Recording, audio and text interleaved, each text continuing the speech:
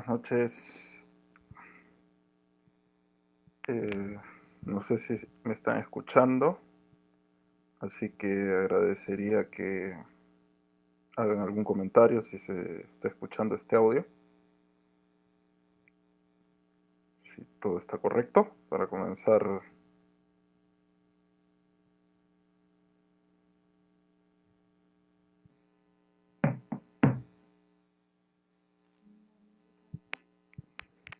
Sí. ¿Se me escucha?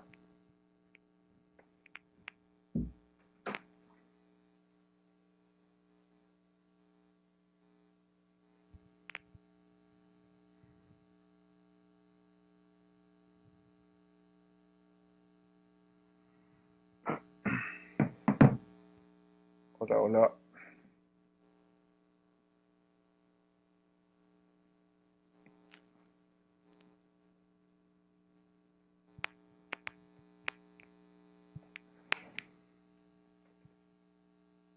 Mm,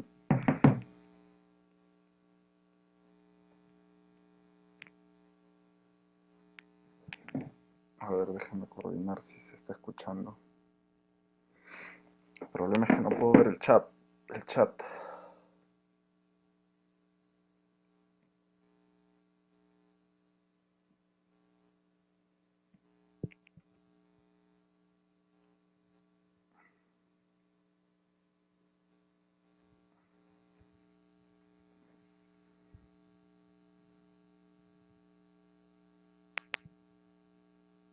Hola Marjorie, ¿cómo estás? Bueno, creo que Marjorie, si me escuchas, puedes confirmar. Pueden confirmar, chicos, si se me escucha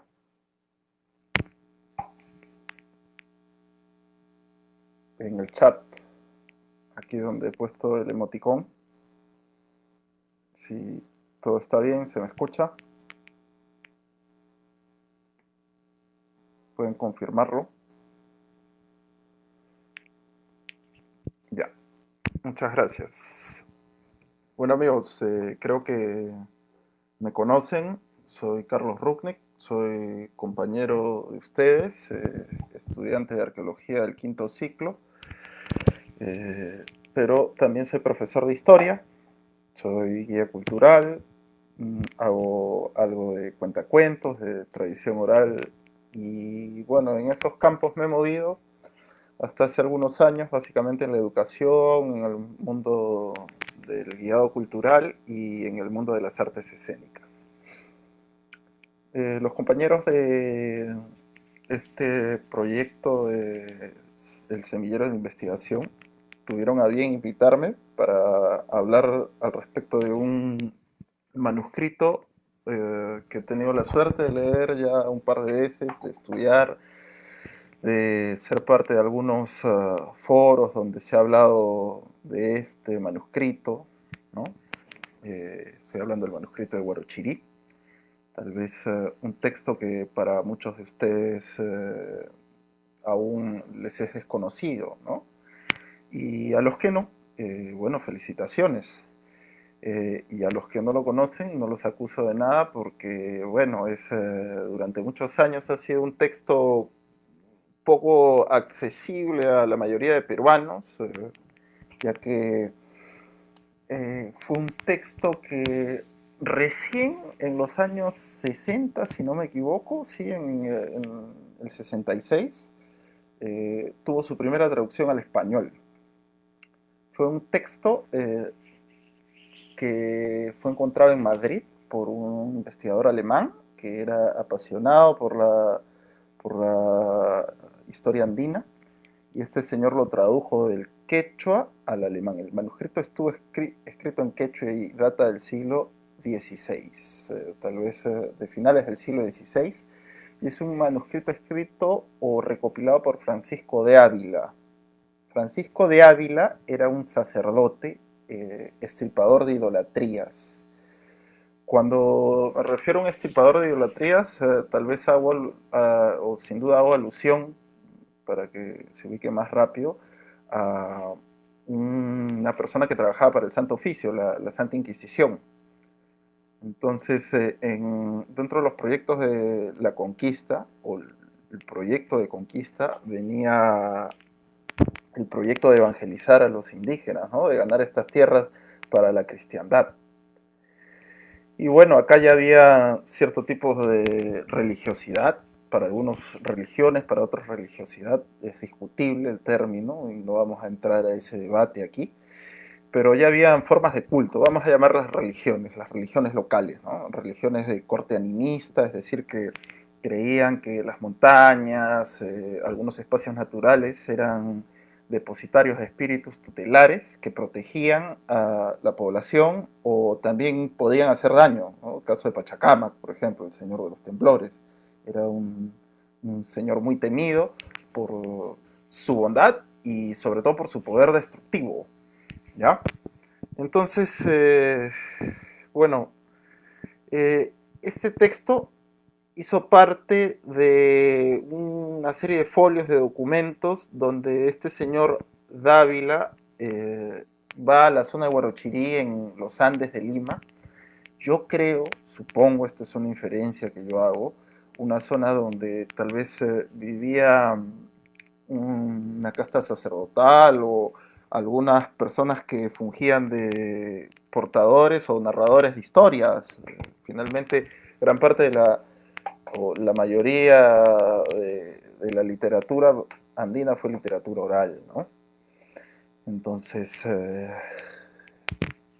llegaron a esta zona de Ávila y comenzó a entrevistarse con los indígenas y les comenzó a preguntar qué creían ellos, en qué creían, cuál era su forma de culto, su religiosidad, antes de que llegaran los cristianos, porque así se les conocía. Ahora nosotros los llamamos españoles, pero en esa época la diferenciación entre los indígenas y los europeos es que ellos eran cristianos y los locales no. Entonces, Dávila hace esta serie de entrevistas, al parecer a varios informantes, tal vez uno, yo creo que fueron varios informantes, y bueno, y ellos comienzan a narrar este, esta colección de relatos míticos que describen un poco cómo se fueron dando ciertas características orográficas del paisaje y también cómo fueron adquiriendo el hombre andino ciertos conocimientos. No, no, no hablemos de una génesis o de un libro del Génesis, ni de una génesis, ¿no? Sino esa categoría en el mundo andino no existía, ¿no? De que hubo un creador del mundo es una categoría que en otras latitudes ha existido, sobre todo en el mundo semita, pero en el mundo andino esto no estaba tan claro, las cosas ya estaban, ¿no? Y el hombre es un integrante más dentro de ese ajuar de cosas que ya existían. Entonces, Dávila recopila estos textos en quechua, los escribe en quechua, ¿ya? El quechua no fue una lengua escrita, entonces fueron los españoles que desarrollaron el quechua de manera escrita. Dávila los recopila y este texto se queda perdido durante siglos o desconocido, queda completamente desconocido para la mayoría de peruanos, ¿no? Y de gente interesada en la reconstrucción de la historia andina. ¿Qué es lo peculiar del texto? Que en el texto están los relatos míticos religiosos, descripciones de rituales andinos, menos contaminados. Contaminados acá no lo estoy usando de manera peyorativa, ¿no? Es decir, que menos influidos por el mundo occidental, por la cultura cristiana, por la cultura española, para ser específicos, ¿no? Por la hispanidad. Entonces acá los indígenas todavía no están tan cristianizados y están contando lo que ellos creían y que tal vez seguían creyendo, porque lo bonito del texto es que hay una serie de referencias al orgullo de haber pertenecido a esas tradiciones, ¿no? De haber sido descendientes de ciertos pueblos, de considerarse hijos protegidos o predilectos de un apu, de una huaca, de algún ente que ellos consideraban sagrado, ¿no? Entonces, el manuscrito estuvo ahí, perdido, hasta que este alemán lo encuentra, comienzan a circular algunas traducciones en alemán, en francés también, si no me equivoco, pero es recién en 1966 que el manuscrito tiene una traducción al español. La primera traducción al español es nada más y nada menos que de nuestro queridísimo José María Arguedas. ¿Ya? Y acá yo tengo la reedición que se hizo hace unos años por el IEP, el Instituto de Estudios Peruanos.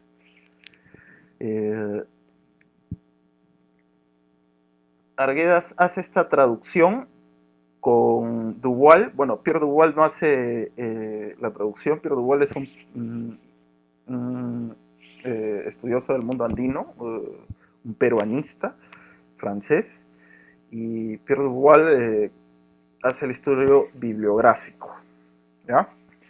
Arguedas le pone un nombre espectacular, que es el nombre que engloba muy bien este texto, que es Dioses y Hombres de Huarochirí. Así lo llamó Arguedas, ¿ya? También se le puede llamar el manuscrito Huarochirí. Repito, ¿por qué la importancia? Porque el manuscrito tiene una colección de relatos que están más pegados a la mentalidad, a la cosmovisión, a la cosmogonía que tenía el hombre andino. ¿Para qué nos sirve a nosotros? Nosotros no solamente nos dedicamos a encontrar objetos, eso lo podría hacer cualquier persona que desarrollara alguna técnica de excavación propia de la arqueología, ¿no? Eso lo puede hacer un obrero, sin discriminar a un obrero. Nosotros tenemos que hacer interpretación, ¿ya? Y para interpretar ese mundo andino no tenemos muchas herramientas. ¿Por qué? Porque el mundo andino era una sociedad ágrafa, no conoció la escritura. Entonces, lo que más nos acerca a eso fueron las fuentes que recopilaron los primeros cronistas de Indias, perdón, y los extirpadores de idolatrías. Que sin querer, los extirpadores de idolatrías, sin querer, estas personas, queriendo acabar con la religiosidad o la religión andina, sin querer, la conservaron en estos textos, ¿no? En este texto. Ahora, punto aparte, a Arguedas le influyó tanto esta novela, este texto, que su última novela es El zorro de arriba y el zorro de abajo,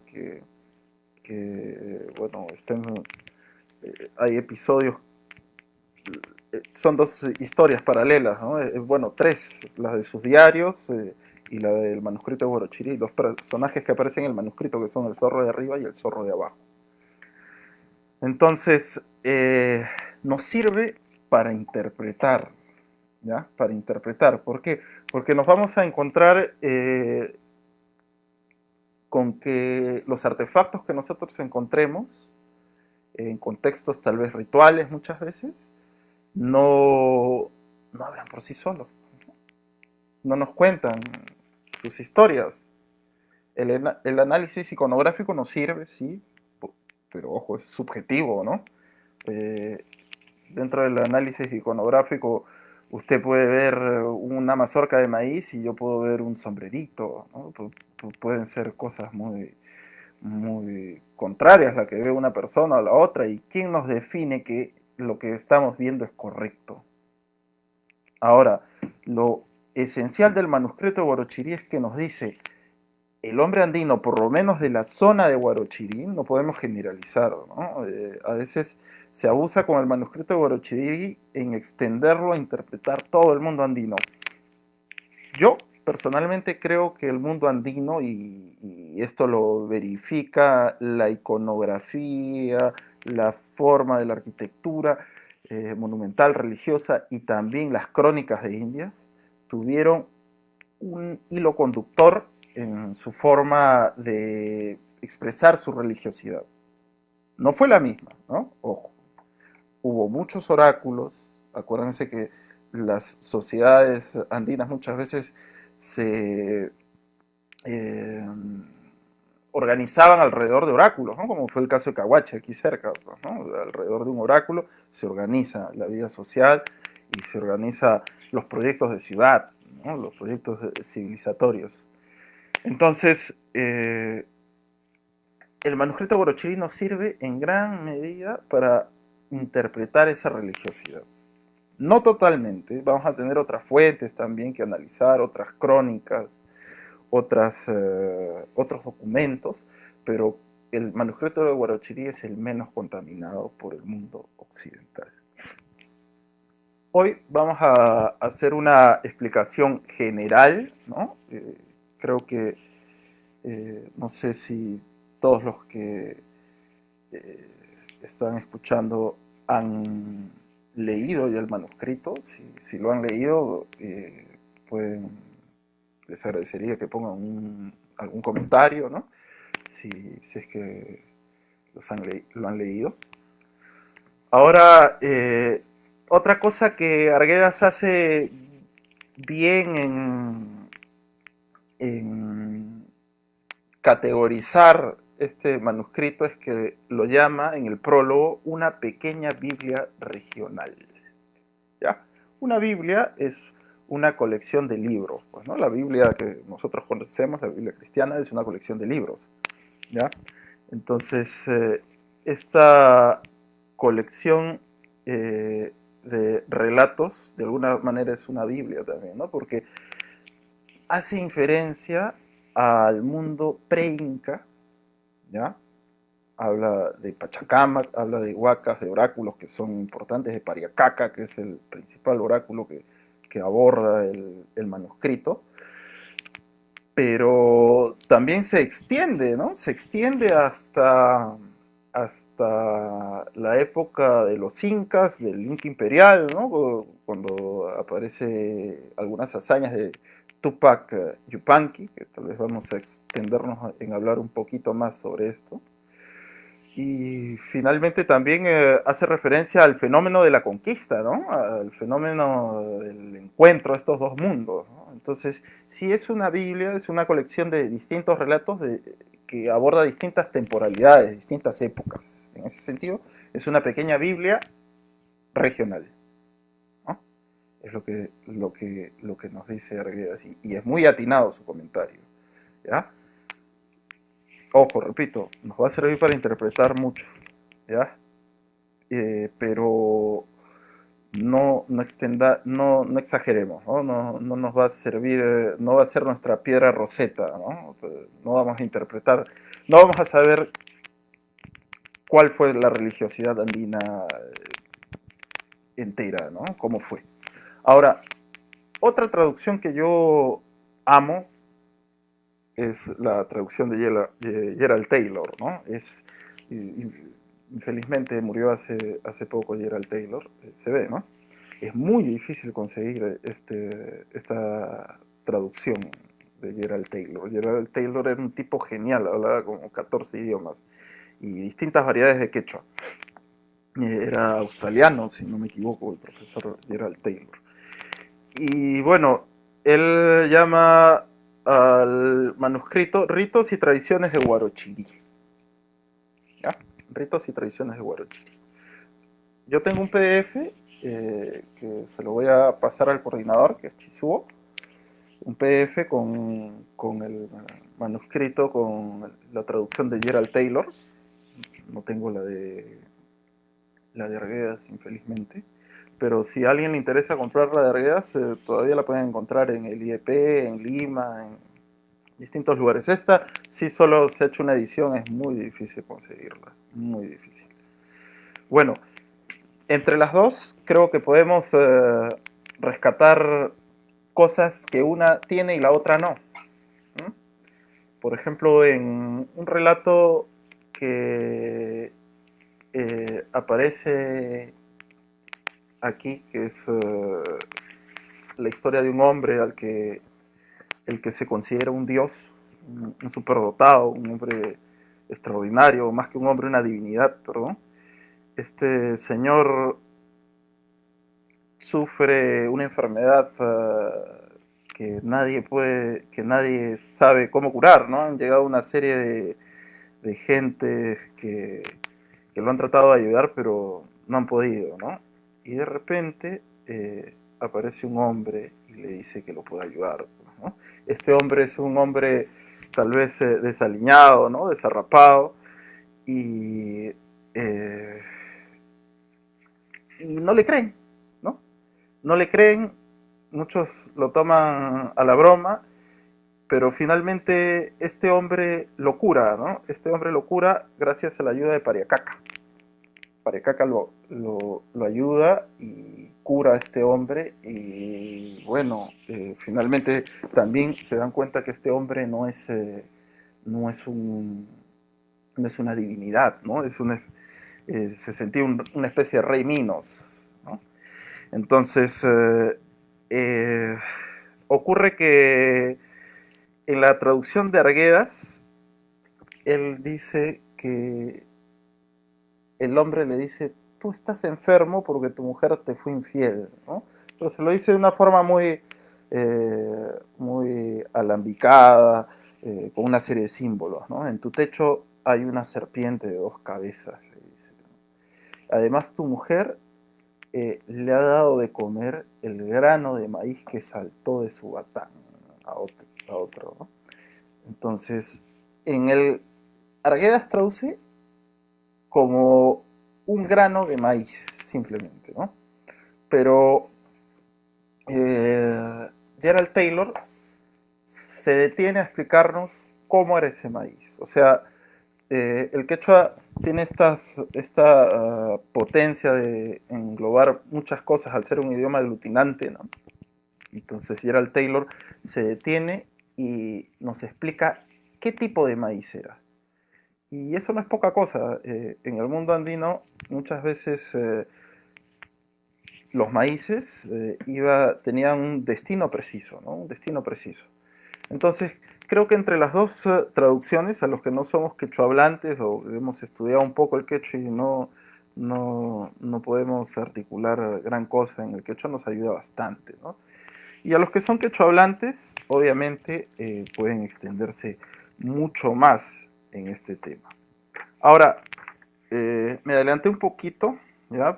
Para decirles que entre las dos traducciones creo que se puede rescatar una comprensión más amplia de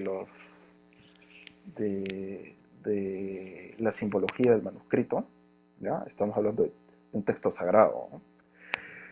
Y siempre ha habido, o bueno, a veces lo he sentido ahí como por algunas personas una cierta rivalidad ponen entre Arguedas y Gerald Taylor y bueno, rivalidad que no existió porque no se conocieron y dos, rivalidad innecesaria, ¿no? Porque creo que las dos traducciones aportan, como toda traducción, dos traductores serios, ¿no? Dos quechuistas muy serios. Ahora, al comienzo hay un intento de explicar un poco la creación del mundo, ¿no? Creo que esto ya muchos investigadores han dicho es un poco la influencia de comparar o darle el mismo valor al mundo andino con el mundo occidental, con el mundo cristiano. Se hace referencia a una mujer, una doncella, ¿no?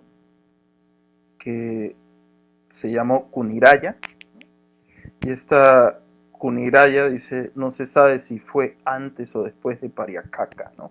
Pariacaca es el Apu de la región, la montaña tutelar, la montaña sagrada de Huarochirí, y uno de los Apus más importantes del mundo andino, que aparece en los manuscritos de Juan Poma de Ayala, ¿no?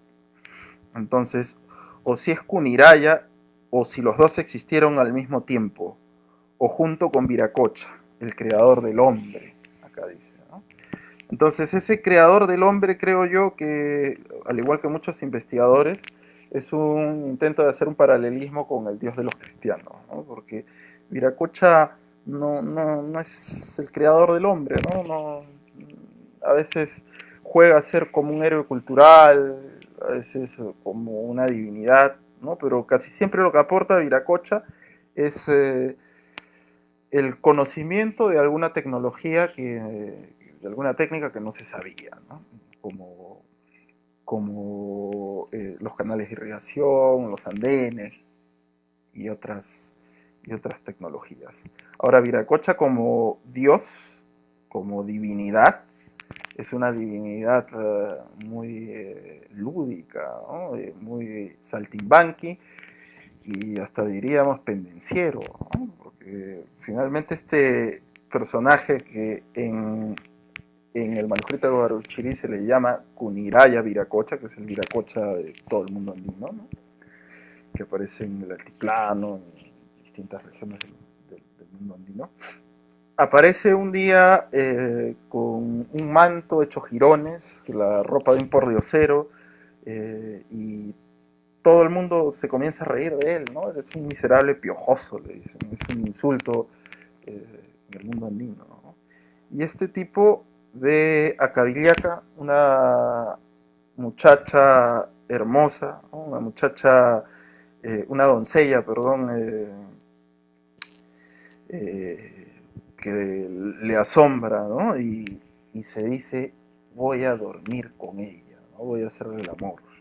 Y se propone hacerlo, pero finalmente ella no le presta atención, ¿no? Al ser un tipo con ese aspecto. Así que se transforma en un pájaro y ese pájaro vuela a un fruto de lúcuma, un lúcum, ¿no?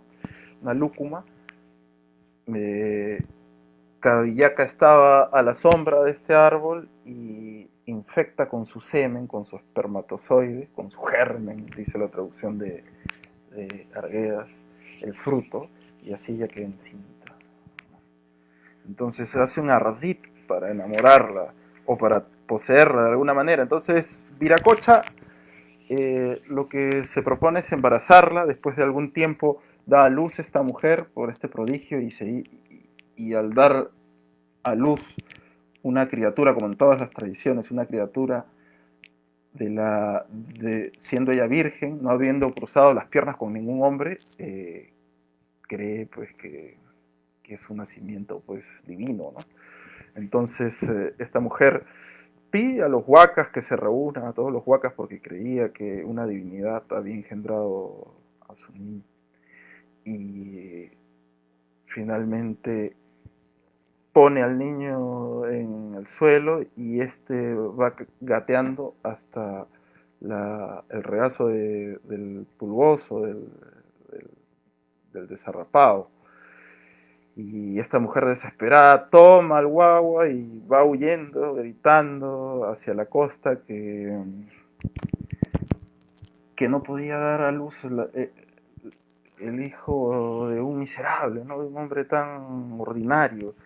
Y en ese momento Viracocha se viste de oro y la va persiguiendo y le va dando bendiciones y maldiciones a los animales que les dan buenas o malas noticias, ¿no? Finalmente llega a las costas de Pachacamac y ahí Cavillaca se convierte en una isla. Cavillaca se convierte en una isla y su hija en otra isla, ¿no? Entonces, pero lo simbólico acá también es que Viracocha eh, va descendiendo a la costa detrás de ella como agua, ¿no? Como describe el ciclo del agua. Y esto es lo que dice textualmente la traducción de Arguedas. Así llegó hasta la orilla del mar, Viracocha, ¿no? Apenas hubo llegado al mar, entró al agua y la hizo hinchar, aumentar. Y de ese suceso los hombres actuales dicen que lo convirtió en Castilla. El antiguo mundo también a otro mundo va, dice. Bueno, un poco nos explica el ciclo del agua. Acuérdense que Cocha quiere decir pues lago, ¿no? Quiere decir, algunos creen que Viracocha quiere decir espuma del mar, y en este sentido espuma hace inferencia al líquido seminal, ¿no? O sea, un agua que nutre, un agua que nutre. César Iter, el investigador, también tiene un libro, Viracocha el mar, que se los recomiendo. Un libro pequeñito, muy bueno. ¿Ya? Entonces nos explica, o acá Viracocha es el ciclo del mar, ¿no? Es el ciclo del agua, el agua que baja del Andes, agua barrosa que finalmente hincha las costas, hincha, hincha el mar, ¿no? Ahora, este personaje, Viracocha, allí se puso a hacer algunas travesuras más, ¿no? Este Kunirayo Viracocha. Quiso violentar a unas muchachas, de hecho, violentó a una muchacha, y finalmente eh, eran dos hermanas y la otra se convierte en paloma para huir de él, ¿no? Entonces, la madre de estas muchachas que había bajado al mar a conversar con Cabiliaca, vuelve y lo encuentra a Viracocha y él le dice, y lo quiere despeñar, lo quiere tirar al barranco por haber intentado violar a su hija, ¿no? Y este le dice, oye tú, la que pare palomas, y se va corriendo. Y se va corriendo al baño, le dice, voy al baño. ¿Ya? Y esta mujer le dice, ven que te voy a quitar los piojos, ¿no? Y así huye él. Pero antes de huir, hace algo.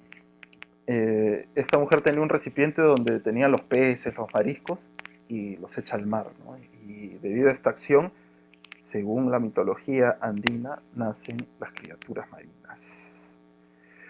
Ahora,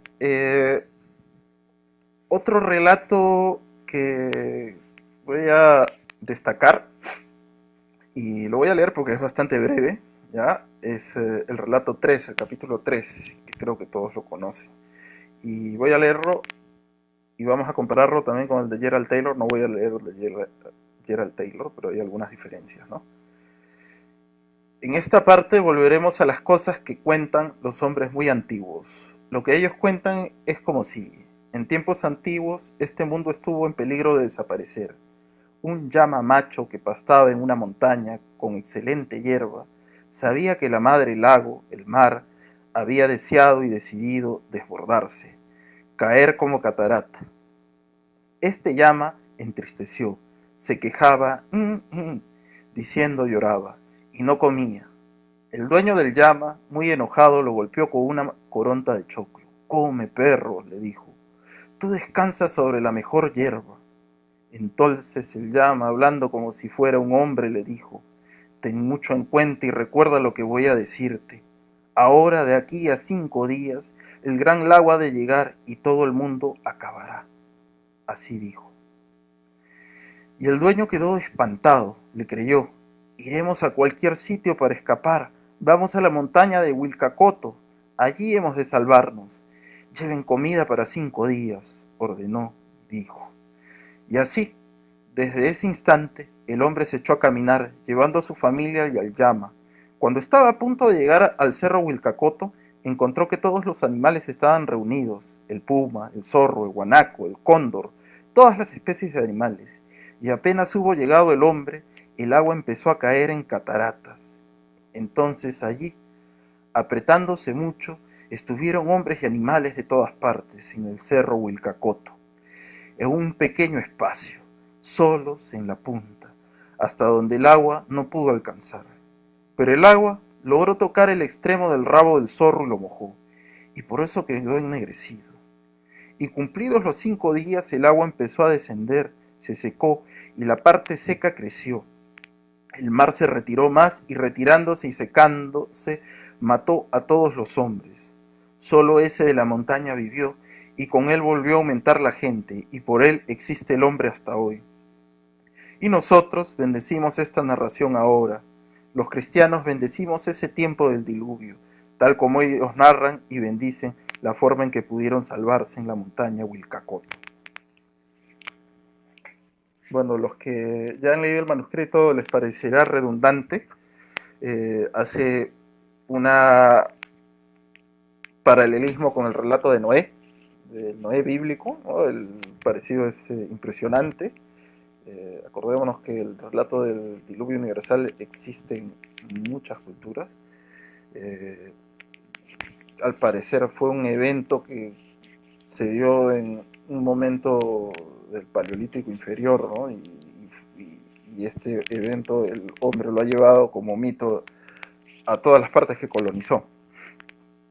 Entonces, en el relato, al final, aquí, en el relato de Arguedas, si lo pueden ver, a ver, este, ya,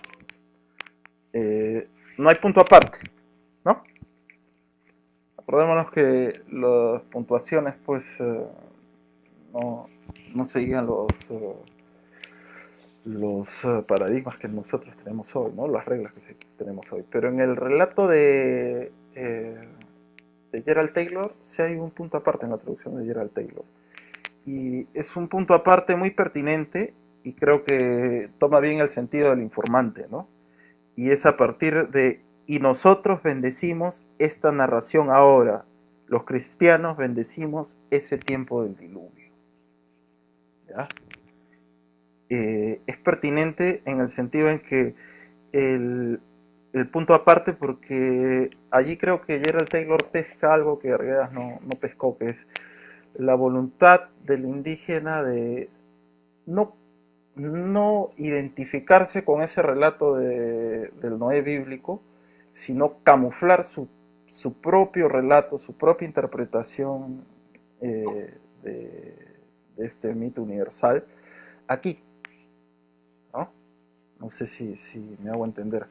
Entonces, no es decirle sí, es verdad lo del Noé porque eso pasó acá. No están diciendo eso, porque eso lo dirían en el comienzo o a mitad del párrafo. Muy por lo contrario, lo dicen al final. ¿Ya? Lo que creo que está diciendo el informante, bueno, ya, y mira, se parece tanto, sí, sí es, pero yo dentro de mí sé que no es, sé que el mío es verdad, lo mío sí pasó, y fue como no, mi tradición me lo dice, ¿no? Y esto es algo constante en el manuscrito de Huarochirí, el sentido de orgullo por esos relatos, de orgullo por el pasado, de orgullo por lo que fue, ¿no? Y es un orgullo que de alguna manera pues vamos a ver reflejado también en Guamán Puma de Ayala, ¿no? La crónica del buen gobierno, que es una demanda al rey para volver al buen gobierno, al gobierno de los indios, a ser una nación de indios que no esté controlada por blancos. Pide, pide, nuestro cronista Guamán Poma de Ayala, ¿no? Y es una utopía, discúlpenme que me vaya, pero miren cómo nos sirve el manuscrito para interpretar tantas cosas. Es una utopía que se ve extendida hoy con los israelitas del nuevo pacto, ¿no? Una nación de andinos, ¿no? Una nación de indígenas, con un buen gobierno, con orden, como se concibe el orden en el mundo andino, ¿no? Entonces, aquí es pertinente hacer un paralelismo entre los dos relatos, ¿no? Por eso recomiendo leer las dos traducciones. Leer las dos traducciones. Bueno, después sigue un relato donde nos habla de una guerra de batanes, ¿no? Un tiempo donde no hubo sol, y se hizo de noche durante 5 días y las piedras entonces se golpearon entre ellas mismas, unas contra otras, ¿no? Formando los morteros. De ese encuentro de un material bruto, ¿no? Estamos haciendo un poco de semiótica, de un material bruto como es la piedra, nacen los morteros, una herramienta, una tecnología primordial para ellos. Ahora, también tengamos en cuenta esto, que el mundo andino, no siguiendo tal vez la escala de edades que toma eh, Gordon Shile, ¿no? La edad de bronce, la edad de la piedra y todo esto. Sabemos que esas categorías a veces no nos sirven para interpretar todas las sociedades. Entonces, pero sí hay algo que es cierto, ¿no? En el mundo andino el material más confiable, más respetado es la piedra, ¿no?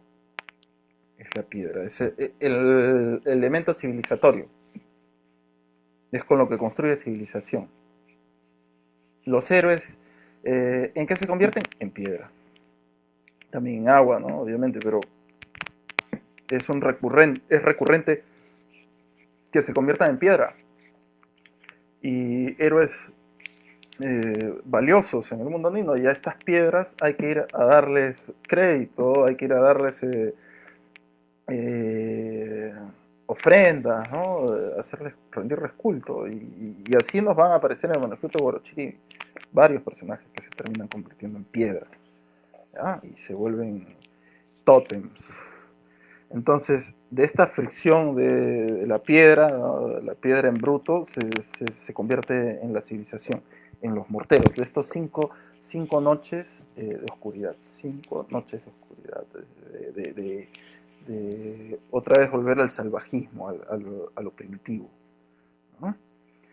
Ahora, el héroe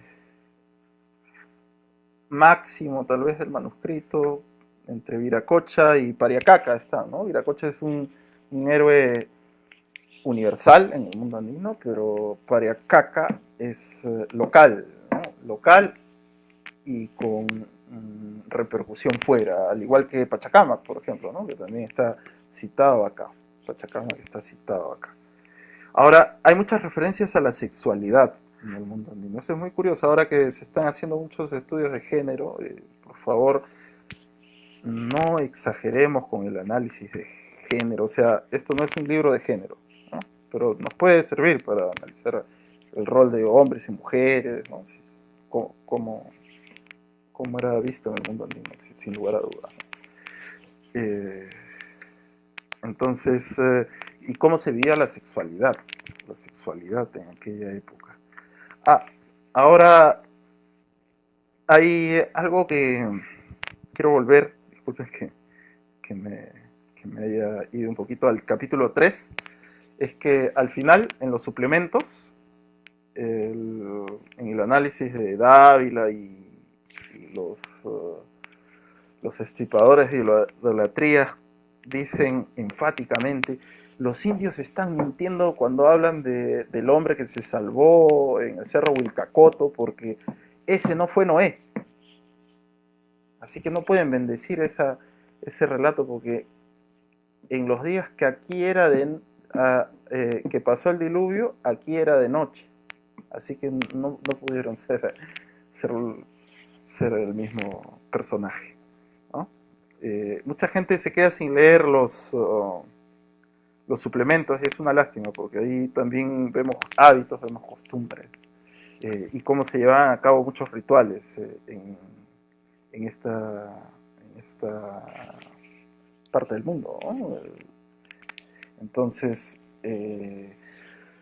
después el manuscrito sigue avanzando y bueno, va narrando hechos que finalmente ocurren pues a, a personajes locales, ¿no? A personajes, a personajes locales, a héroes locales de la región de Huarochirí.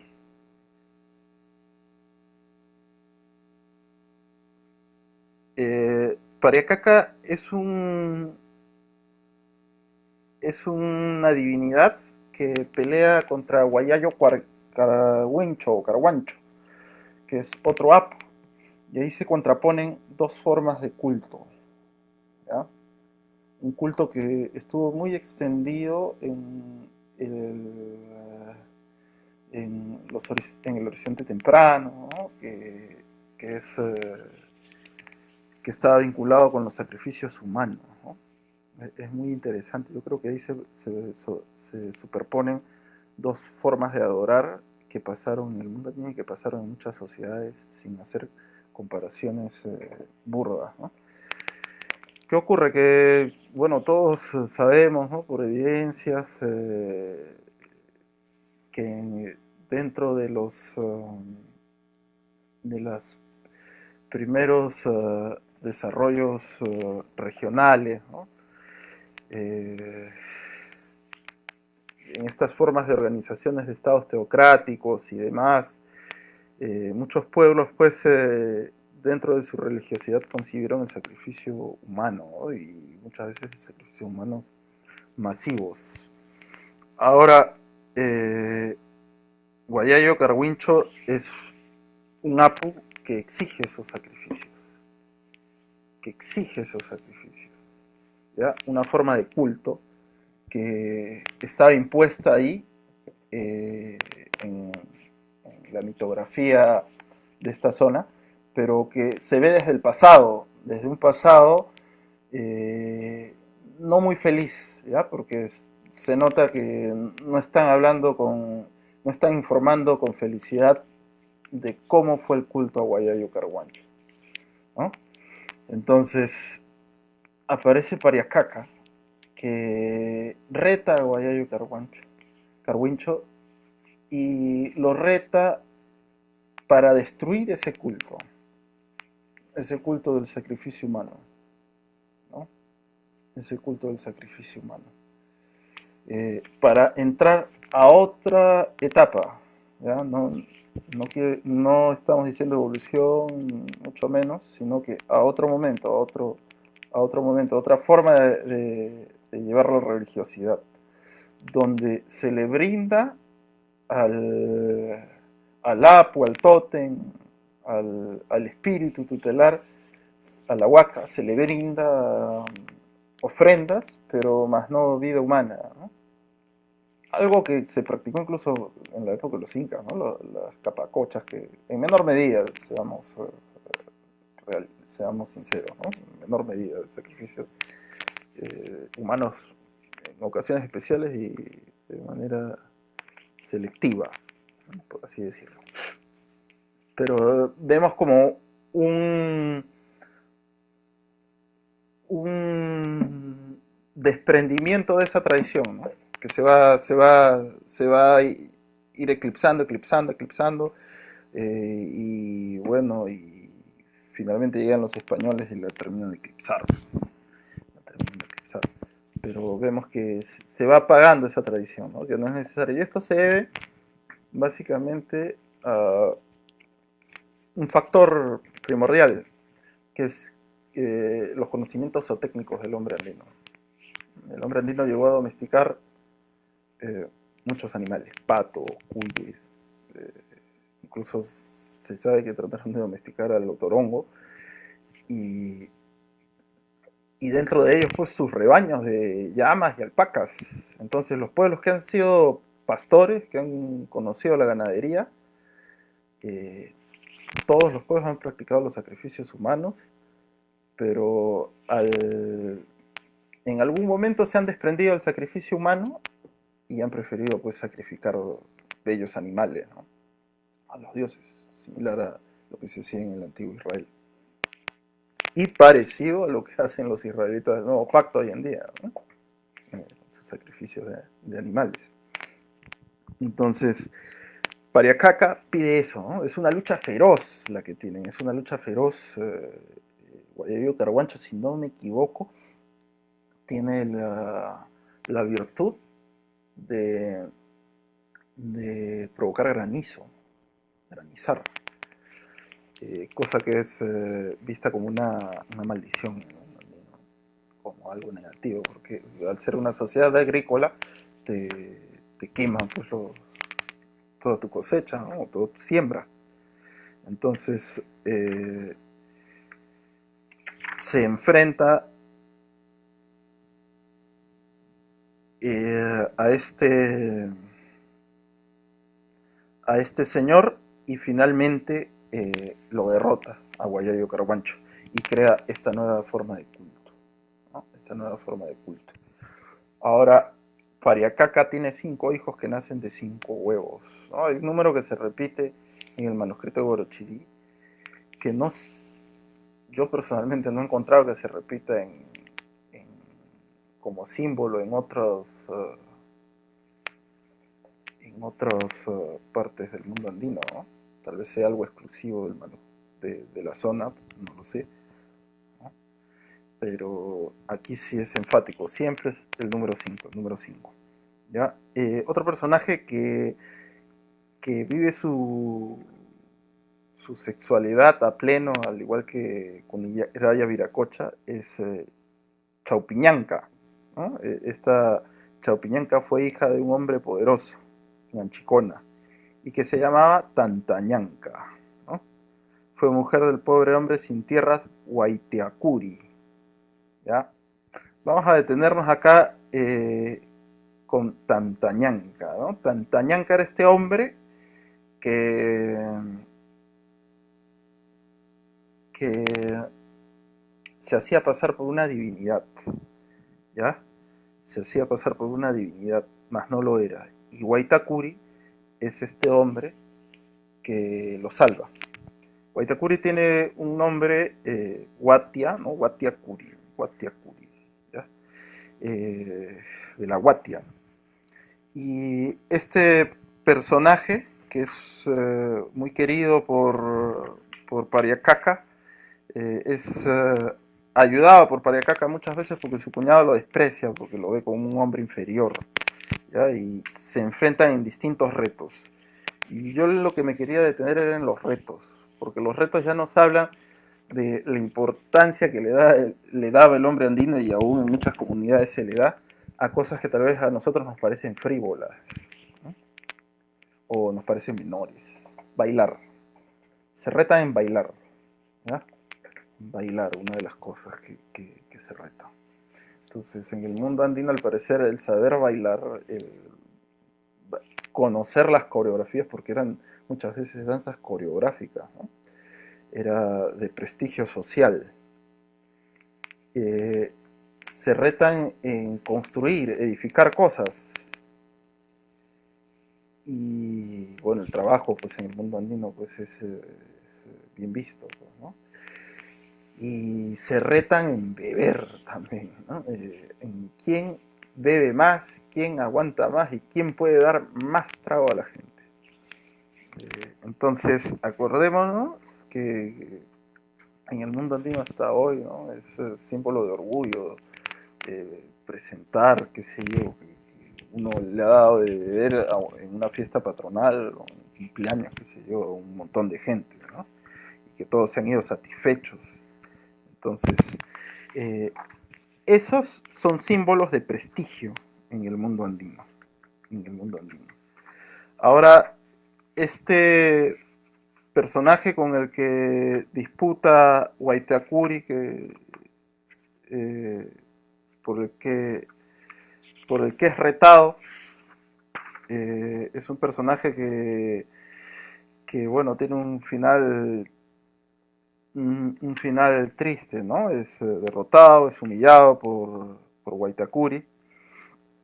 Los relatos siguen avanzando y bueno, y van haciendo referencia a otras etapas de del devenir histórico del mundo andino, ¿no?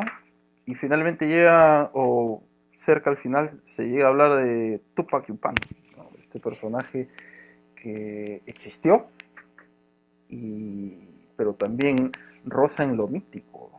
Parece que fue un personaje mayor pues, en la historia de la humanidad, ¿no?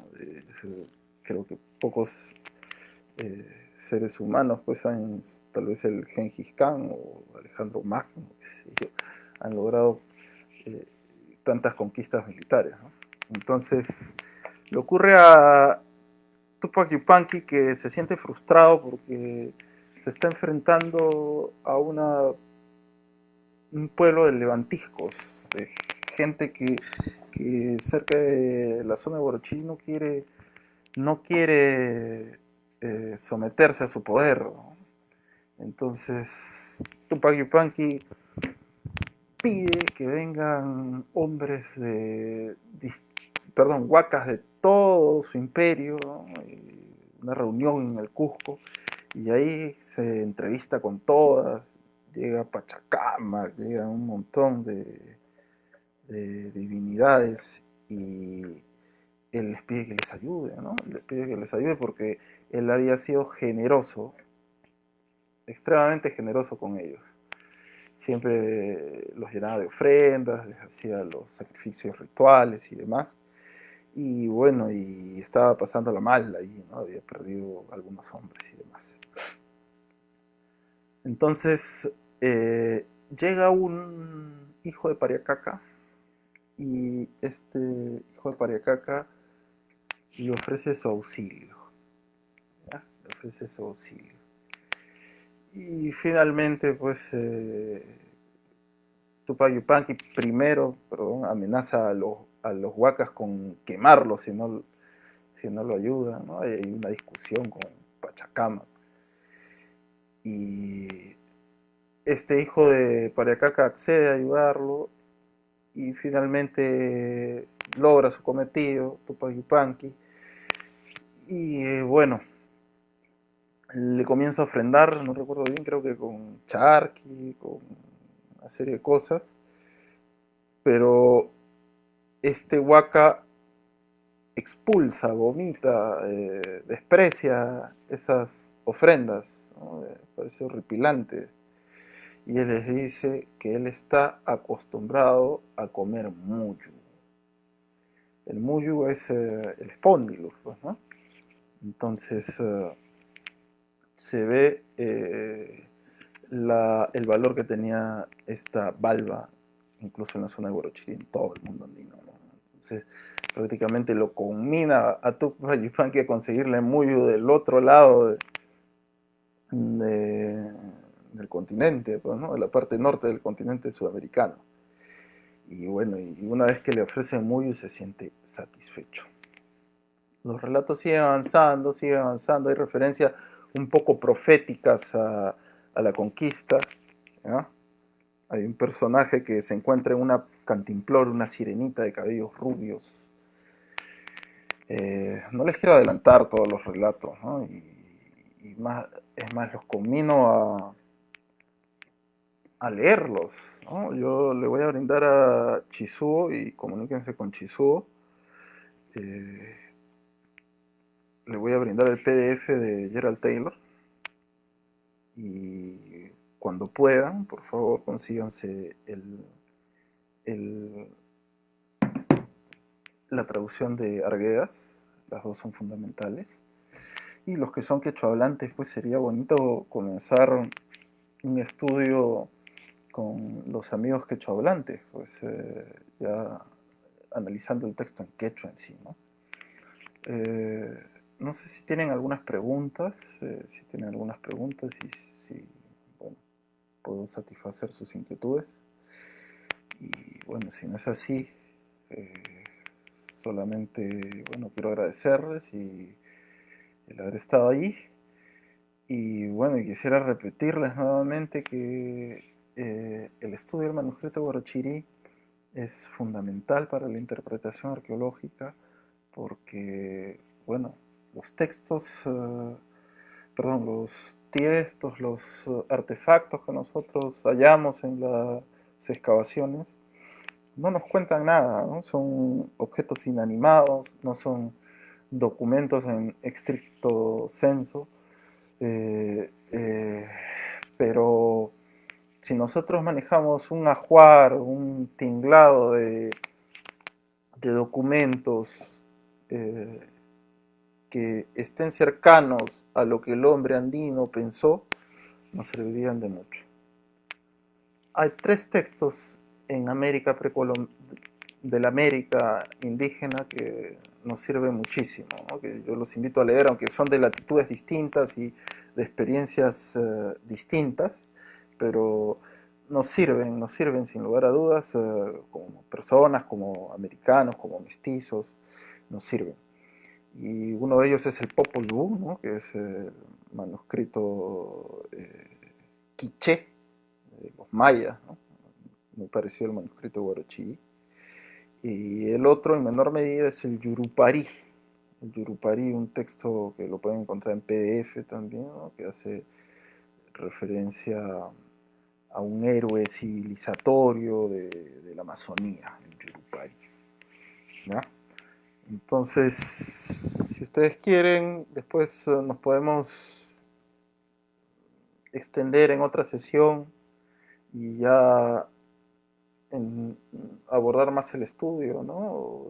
Detenernos ahí a hablar de temas específicos del manuscrito Guarachirí, cómo ha influido tal vez en algunos proyectos arqueológicos.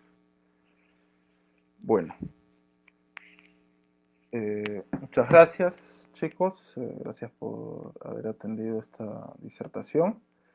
Y bueno, comuníquense con Chisuo para que les brinde el PDF de Gerald Taylor y el manuscrito Guarachirí. Muchas gracias. Buenas noches.